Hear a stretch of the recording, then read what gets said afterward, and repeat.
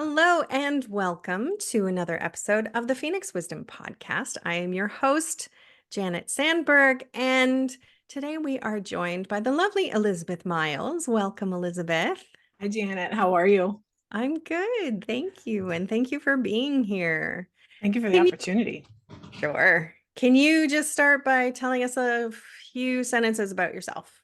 Yeah, absolutely. I am an authenticity and business coach. I work with clients who are trying to create a big change in the world, but it can be really challenging to show up as ourselves when the world is telling us you have to be in a box and we want to break out of the box. So I'm here to help people pivot, understand their power within themselves to make choices and allowing that choice to take them on a path that they have maybe never even considered but were too afraid. Beautiful. That is awesome. Whether it's in business or just in life, that is, yeah, super important. And obviously you're coming from that perspective for a reason, um, which we shall dive into. So why don't we just jump right in and tell us what was going on in your life when you thought maybe life wasn't worth living anymore?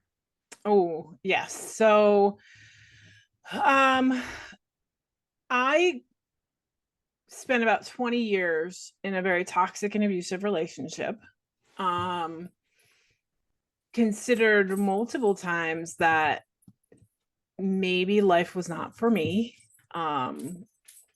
That this manifestation thing, this success thing, just wasn't going to work out for me. Feeling very much stuck and lost and alone in my own skin and in the world that I was living in. Um, Came from a very dysfunctional family, and really struggled for a very long time to understand who I was and being okay with who I was and what I liked and not fitting into somebody else's box, really. Mm-hmm. Um, and so there were multiple times in my life where I felt like life was just not going the way it should. And I would be better off, everybody else would be better off if I wasn't here. Mm-hmm. Yeah, I get that. And it's so hard. And we've had a lot of guests on the podcast that, have come from abusive and toxic relationships. And if there's, one thing I could change in the world, a maybe not just one thing, but one of the top things I could change in the world would be that we didn't have to endure these relationships, because it leads to the women in those relationships, having suicidal ideations so often because they feel trapped and worthless, and that they're a burden to themselves and everybody else around them, and it's not their fault. It's because of these partners that are telling them that all the time. And yeah, so my heart goes out to you and everybody else who is currently in that situation and looking for a way out. Obviously you got out, so tell us Yeah. how. Um, Not without a lot of twists and turns along the way and a lot of soul searching because and it's interesting, right? I don't blame them. I don't blame him, right? The time that I've spent in that relationship, was he doing things that were awful? Yes. Um, the lessons I've learned along the way, though, I wasn't okay with me. Right. And, ultimately, that is why I stayed, because I was so afraid of me. Mm-hmm. Um, he was a serial cheater. We had separated a bunch of times. Um, the whole transformation completely started when we were at a campsite, He was setting up camp. I was checking out the place. Was standing by a stream. I literally heard a voice that said, "This is where you pivot." Didn't know what it meant. Didn't know. Just knew it was loud Mhm. and undeniable. And the next day, we were hiking this mountain, and I was telling myself all these things. Like, the negative self-talk was on like overload that day. Shouldn't be here, don't deserve to be here. Who am I to hike a mountain? I'm too fat, I'm too this, I'm too that. You're like, all the comparisonitis again, just on overload. And it was a challenging hike, but I came to understand in that experience how I was letting myself talk myself out of enjoying the experience. Mm. And this is where you pivot came back to me, because I realized that in a moment I could change the experience that I was having at the time, focusing on something else other than the fear that I was in, recognizing that the fear wasn't real. No one was there with me except for him to judge me, to say, you shouldn't be hiking a mountain. I was telling myself that I shouldn't be. Right. And having that awareness and understanding the power that I had in that moment changed everything. Within 6 months, he was gone. Like, we were done. When I couldn't get myself to leave, 19 years and before, Right. I was so stuck in that time leading up to that, thinking, what are people going to think? What am I a bad person? What's going to happen to me on the other side? I can't do it on my own. I shouldn't do it on my own. And I realized, what if I just focus on something else? And I got to a point where I don't know what's on the other side, but it sure as heck has to feel better than where I am right now. Right. And I'm going to focus on that. And that power, we all have that power to pivot in us. Yes. And that's the whole mission. That's the whole message, to help people understand that, no, we don't know what's going to happen on the other side of the experience that we're in now, but we get to choose our experience, and we get to show up differently. We can do the inner work. We can have that awareness. So just recognizing the power that I had in the moment on that mountain, with as scared as I was, and shifting my focus helped me to recognize that I could shift my focus in other areas of my life. Yes. Yes. And it reminds me, there's a saying, I'm not sure exactly how it goes, but it's something like, um, change happens when the fear of staying the same is greater than the fear of change. Mm-hmm. And that's exactly, it sounds like that's exactly what you Where I was. yeah. Yeah, like this is bad and I don't know what's out there, but it's got to be better than this. Yep. Yeah. And the great thing about change is that it doesn't have to happen all at once. We don't have to, jump over and leave everything that we know and, have everything completely different all at once. We can do it slowly and gradually, just by talking to ourselves a little bit differently, making different choices, catching yourself when you're in that downward thought spiral. Yes, the awareness is super important. Once you're aware, you can catch it in the moment and correct it. um I think it's really important, and I love that you mentioned this. We don't have to have everything figured out. That's the beauty of when you frame it as the power to pivot, because at any given moment you can pivot again. Mhm. So you don't have to have this long plan of, well, this is step one and then I'm going to do this. And no, you literally just need the next step.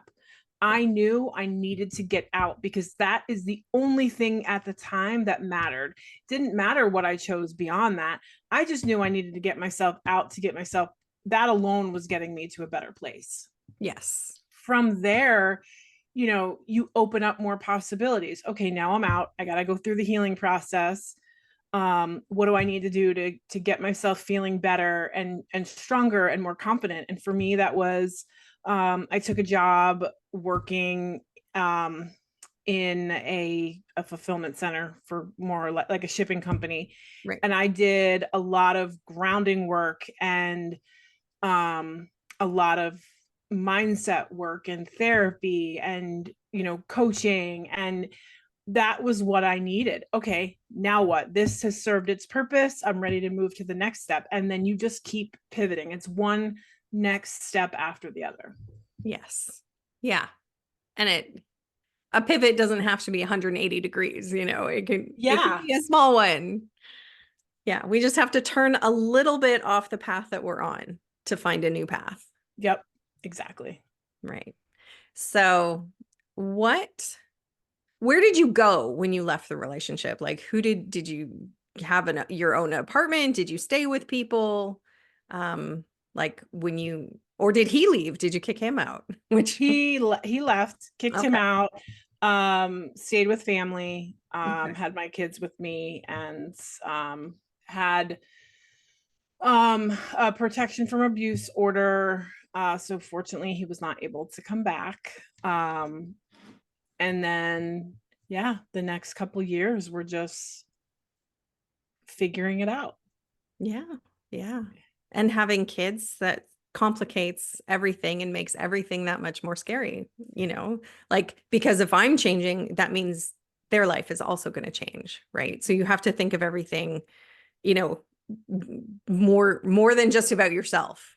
So it makes it a little more scary and a little more challenging. But if you're taking care of yourself, you'll be a better mom to them, right? Yes. And my kids at the time were closer to grown up. Like my oldest at the time was 19, 18, and then I had 17 and 16. No, 16 and 15, something like that. There's a little space between 3 and 4. But they saw and they commented like, "Mom, you're different, but it's good." Like, and for a time, like my relationship with them, they were changing, they were struggling, but at the same time they also were part of, like, party involved in their own experience of the dysfunction. Like they felt what was going on. So, Absolutely.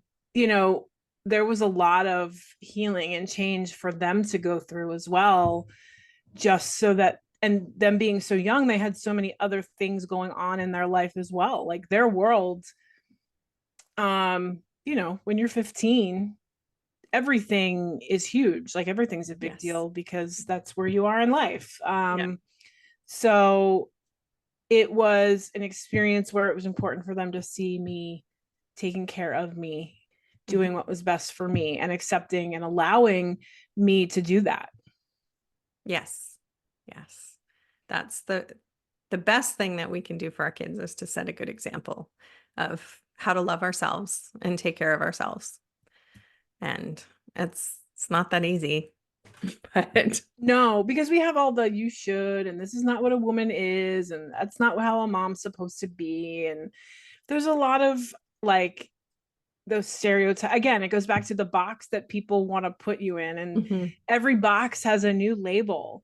And if we just got to take those labels off, Yeah. because we end up judging ourselves so harshly when we live by those labels. Yes. So how long ago was this? Um 2019, Okay. about 5 years. About 5 years. So not a long time. So what's life like now? Um, a lot different. And I say that in a good way. Um, the other side of it, again, continuing to go, like, we're never done healing and No. transforming and upgrading our mindset and learning. Um, but I can look at the situation that happened and how everything has unfolded with an understanding that it was a lesson. Like, I could be mad at him forever for how he treated me, Hmm. but that doesn't really feel good. Right. Um, I choose to accept the fact that it happened, accept that I was part of it too, because I kept perpetuating it for myself. And he was there to teach me a lesson. Mhm. So had I not gone through the experience, I wouldn't have made the pivots and, chosen my path. I want people to understand that this is the path that I have for myself that I choose, right? I'm here to teach people that it's okay to be who you are. It's okay to show up as you and accept yourself and go inward and find those truths for you. Had I not gone through those experiences, that wouldn't have happened. Right. So there's a sense of gratitude, um, and a peacefulness about it. Like I can see how it was an experience that there was so much growth there. Yeah. Yeah. That's beautiful. Um, I just had a question pop into my head and leave just as suddenly. Give me a second. Oh, I was going to ask if you still struggle with your mental health. Have you had any suicidal ideations since you left that relationship, since you made the pivot and started doing all the work? No, fortunately, no. Good. What I have had though is an understanding and awareness of my cycles and triggers. And so I know when I start to feel burnout, or I start to feel that overwhelm, or I start to feel sad, or it's okay. There's an acceptance and an allowing of the feelings that I have inside. Before, like, I would block everything out. I didn't want to feel uncomfortable. I didn't want to feel bad. And just looking for those distractions. Um, it's okay to give time and space to feel the feelings that you have, not getting stuck there permanently, Yes. but allowing it, right? Mhm. Take the time for you. It's part of self-love and self-care. Um, Giving yourself those days where you just maybe need to rest. Maybe you just need a movie and a blanket. Um, or maybe there's those days where you just need to make sure you get the massage, or, get to the gym, Go or journal. outside. Yeah, like go get some sun. Like, wait, I Um, haven't left the house in 5 days. Maybe I should right. go outside. Um, it's it's having that awareness that makes the difference, right? Luckily, I am very much aware of what triggers me. Good. And knowing that every time the trigger comes up, because it's always going to, it doesn't matter how much healing work you do, how much you change, everything is a spiral, and it's part of that pivot. You're going to pivot, you're going to look at things, even a slight change on your path, you're learning and growing in a different direction. So when it circles back, you're looking at it from a different lens. So the Right. healing process is like this, swirly, mountainy line of, it's not straight, and once Not at you go all. through it, you're not done. No. um but the more you go through it and allow it, you're like, oh, here we go again. Okay, what do I have to look at? What's the lesson here? Okay, got it. Next, now we can keep moving on. Yes. Yes. I love that. Awesome. What advice do you have for the people who are in the thick of it, who haven't pivoted yet and haven't even gotten the message that they need to? They know something needs to change. Obviously, life can't keep going on this way when we're in the darkness and miserable and feeling worthless and all the things. What what would you say to those people where they are now? Oh, it's okay. um you will know. As much as I don't want you to stay where you are right now, because I know that you're so sad and uncomfortable and unhappy, I want you to be in a better place, but you will know when the time is right. There's not a thing, um, in while you're still in that space. Like, look at why you're actually staying. What is this serving you? where you are right now, because even the negative stuff, we're getting a benefit from it, and that seems so weird to say, but there's a gain to it, even if that gain is not so positive, right? And I look at it Mhm. from my experiences with food, right? Binge eating, not the healthiest coping strategy, but you know, the benefit, quote unquote, was that I got to numb out and not look at my feelings. Yeah. um what is this relationship or this situation, how is it serving you in your life right now, that you feel you need, that you keep staying, or and you keep coming back to it? Because until you learn that, um it's going, even if you walk away, it's going to keep coming back in some other fashion, whether it be a similar relationship or a relationship with the same person or the same type of job. Like, without looking at it from how it we feel it we need it to show up and what we need, it's just going to keep perpetuating. Wow. Yeah. Okay. Thank you. And that's super scary to look at where you are and why you're there, and Yeah. admit that you're part of it. Not always. I mean, it depends on the situation. Some situations are totally external and we have zero control over them. Yes. Um, but if we play a part, it's important to take responsibility for that. Ultimately, we are responsible for our own life. Yes. We get one life, one shot, one chance to make it and to do the things that light us up in life. Um, and when you look at it from that perspective too, like, it makes it a lot easier to walk away. Like, I get one shot, I don't want to waste it feeling like Mm. garbage every day. I get one shot, I don't want to wake up and dread having to go to work. I don't want to dread, fill in the blank, right? Mhm. Like, from there, you can start asking yourself some questions like, why am I? What else could there be? What else do I want? And then Mhm. you look at the conversation with yourself in a completely different way, because it's not like I'm stuck in the yuckiness of it. You can start to pivot the questions that you ask and just say, like, what else could there be? What do I want life to look like? Sit in that feeling, and then you can let yourself navigate out gradually. Yes. Yeah. Imagining something better is Yeah. the first thing that we can do, and even that's a challenge sometimes. But yeah, I love that. Yeah, imagine something better and imagine how that would feel, and just, yeah, sit with that for a little while. Journal Mm. into it, have a gratitude practice. They're two huge things. Even if you just give yourself, 15 minutes a day to write out some gratitude and a little bit about how you're feeling, that can start to shift things. It's little steps, but a radical shift can start to happen because you're opening yourself up. One, with the gratitude, to feeling good and looking at the positive.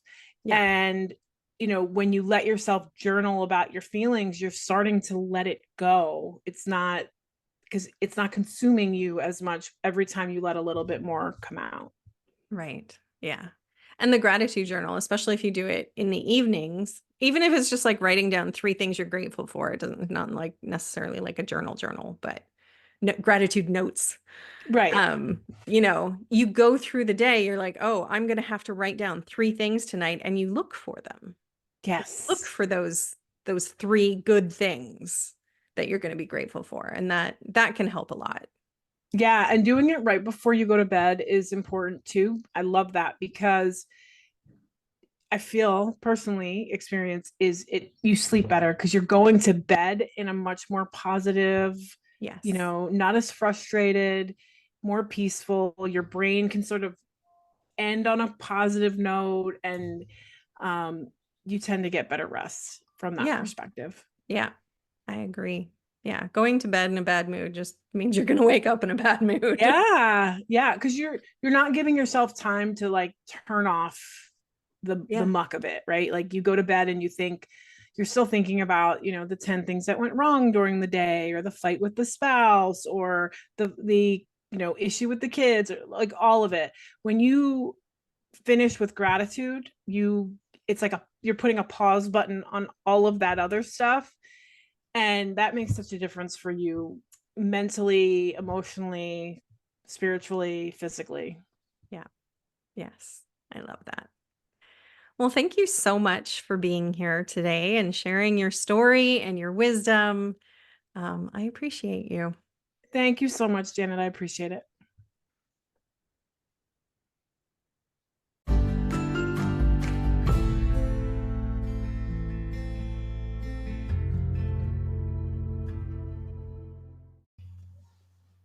Thank you for listening.